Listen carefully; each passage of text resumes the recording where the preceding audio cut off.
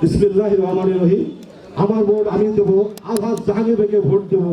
আমার ভোট আমি দেবো ঘোড়ায় মার্কা ভোট দেবো।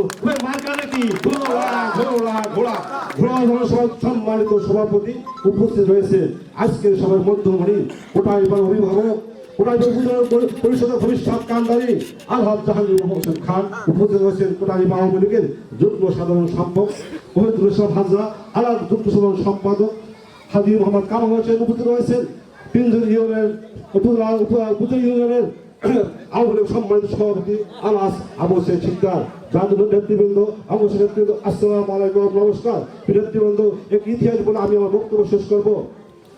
31শে জুলাই রোজ সোমবার 2023 জাতীয় বঙ্গবন্ধু শেখ মুজিবুর রহমানের কন্যা শেখ হাসিনা কোটায় আসছেন ঈদের শুভেচ্ছার জন্য। বক্তব্যের পালা বক্তব্য শুরু হয়েছে, আমি তখন বক্তব্য দেওয়ার সুযোগ পেয়েছি।